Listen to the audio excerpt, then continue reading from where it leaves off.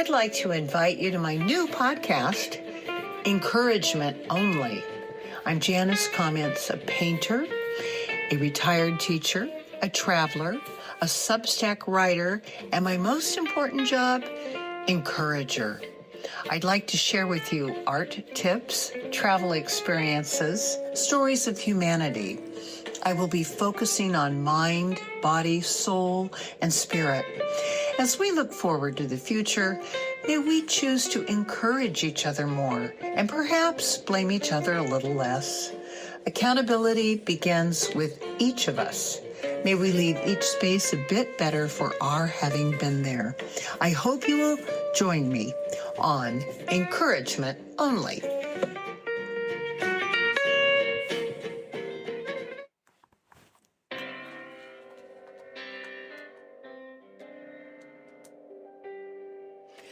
Hi, this is Janis Commentz. Today, March 1st. This week, I am recording my 10th podcast episode, so welcome. On Thursday, I began my morning purposely in the calm zone, creating a tranquil time, a meditative mood, a serene state before the busyness began. Then, with an image of Joan of Arc in my head, I stayed quiet. In the morning, I peek at texts from loved ones, and I only read if reassuring, and I save the rest for later.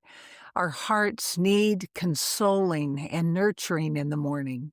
Guard your heart like a quiet garden.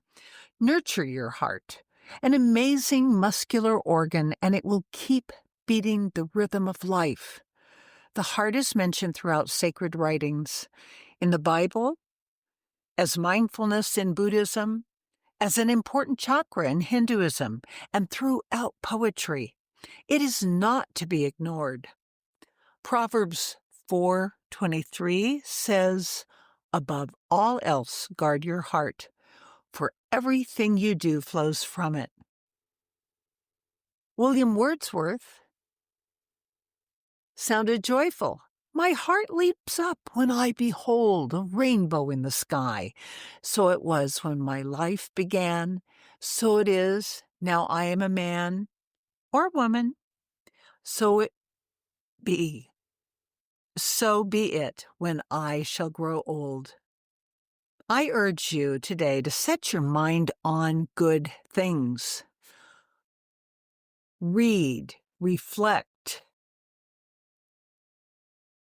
relax, rejoice. And then, perhaps like Joan of Arc, resist as you go out into the world, cheering on good things. Mind, body, soul, spirit has been my mantra for 14 months, ever since I started my Substack version to my newsletter blog. Body. Most of us understand the need to move and for fresh air. I enjoy a walk outdoors, a few moments on the yoga mat, or gardening.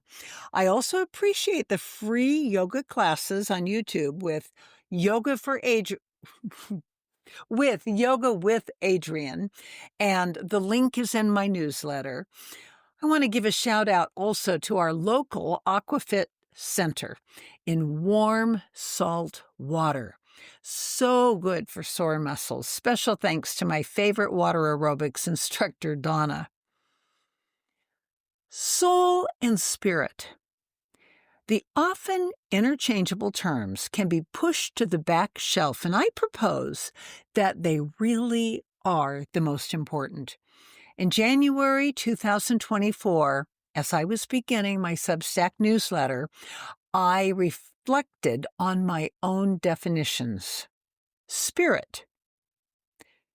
Many interchange soul and spirit, and some have distinct options on which is which. For me, it is, what sends your spirit soaring? A mountaintop view? An exceptional piece of music? A painting? A child's face? And as we are different as the molecules of water in the sea, our preferences differ. I will share what inspires me, art lessons, travel, and stories of humanity. Some very simple things I love include a good cup of coffee, sunshine, a walk with a friend, getting to know a new city. Some of my favorite painters: Matisse, Bonnard, Picasso, Sargent, and many more. Soul. Uplifting words come from Scripture, and as a former literature teacher, I enjoy a wide range of literature. My nightstand is stacked with works by diverse authors. We all need to hear good words. Some of my favorite authors: Madeleine L'Engle, Frances Mays, Louisa May Alcott, John Baxter, and James Bryan Smith.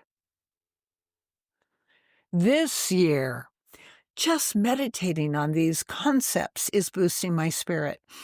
It has been a rough start to 2025. I am sure that you, as I, have friends struggling to stay afloat emotionally, spiritually, financially, and physically. Each day, we seek to lighten the load of those around us.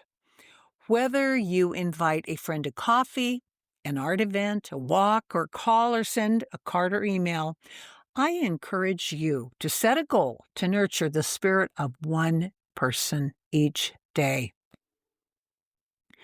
Well, March is here.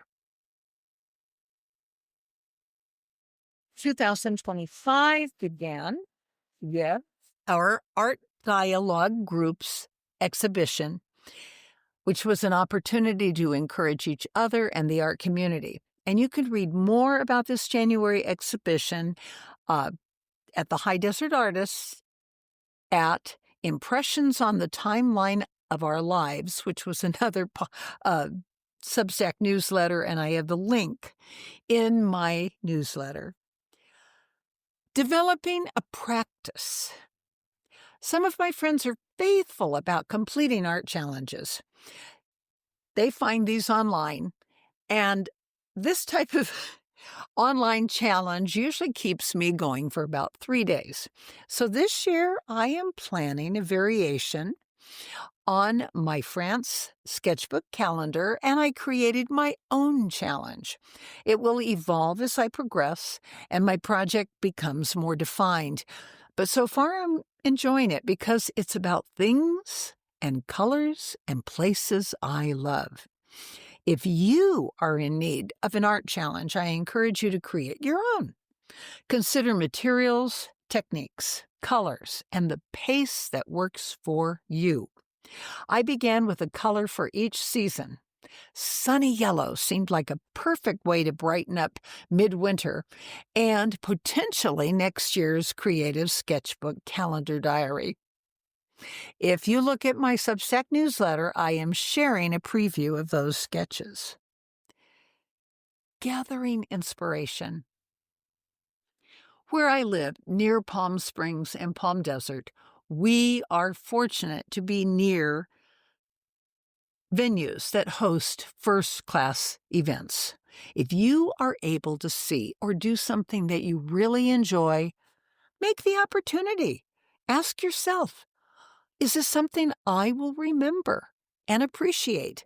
It might be a high school play, a sports event, but if you feel you will regret not attending, I urge you to make room for the event. Memories can never be taken away from you.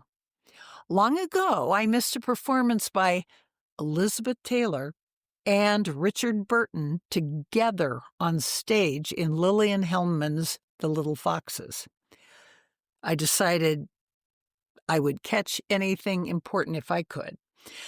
A few years later, when I had the opportunity to take our 4-year-old son to see Hal Holbrook in Mark Twain Tonight, I jumped at the opportunity, and he still remembers attending.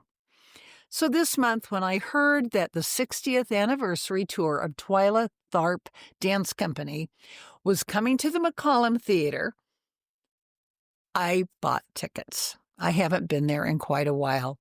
And for one magical evening, I was carried away to a place with no cares and total enjoyment of movement, form, and the joy of live performance. What a remarkable group of dancers. And again, I have a show description and photos in my newsletter. Another event that I caught this past month is the David Hockney Perspective Should Be Reversed exhibit at the Palm Springs Art Museum. David Hockney is a favorite of so many of ours. And again, when friends told me it was good, I did not want to miss it. The show is excellent. This exhibit encompasses works from many periods of Hockney's life. His ever-evolving and highly inspirational, bright colors pop off the walls. The brightly colored walls of the museum really accent his art, and it's well curated. This is not a critical review, but an endorsement to see it. And a very fun note. Our Joshua Tree community has many talented artists. David Fick of Ida Vid Graphics, and the link is in my newsletter, but it is a play on his wife, Ida, who has now passed, and David. Ida Vid is the name, Graphics, Graphics. At any rate, they printed the Grand Canyon photos by David Hockney, which are in this exhibit. I urge you to see it. And I had a delightful day with a friend. Friend therapy and maintaining friendships is crucial to nurturing your soul and spirit. Now, the whole reason I sat down to write this podcast was about food in Paris. I've jumped to something completely different, but I'm staying with mind, body, soul, spirit. Making food fantasies a reality, or how to budget food in Paris. And all of the photos and links are in my newsletter. Keep your France dreams alive. Food is always part of a trip to France. In 2018, and I hadn't been to France in 30 years, I discovered how fresh eggs and poultry tastes. Most of the vegetables I bought were fresh and in season. This is changing a bit, and I noticed a few imported vegetables this last time in the supermarché. However, most Parisians shop for groceries several times a week, if not daily. Refrigerators are small. Mealtime is an event. Most French do not believe in eating between meals.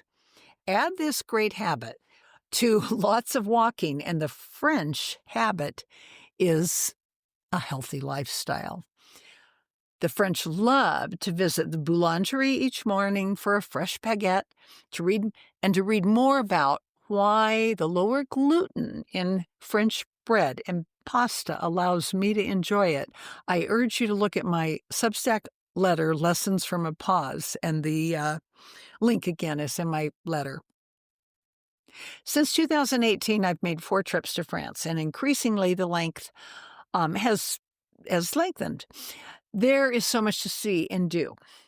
Now, as I reviewed the costs of food during my most recent Paris visit, a 5-week stay, I was really quite surprised to find my daily food expenditure was $20.04. Now, it's in dollars because that's how I receive it back on my credit card bill. But that's pretty good for each day.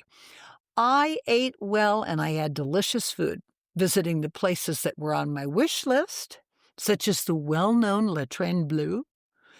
And I travel solo and I enjoy cooking in my flat.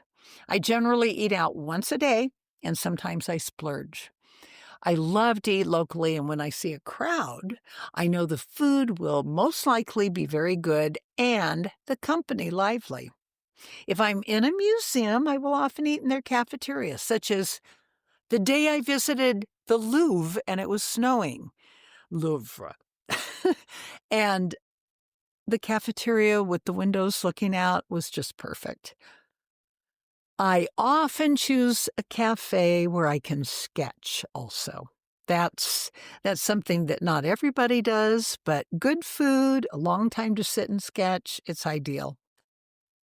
So I've got pictures um, of quite a few places, and because Substack was telling me at this point that I was close to the length limit, it probably means you are close to your length limit. So it is installment one of Food in Paris.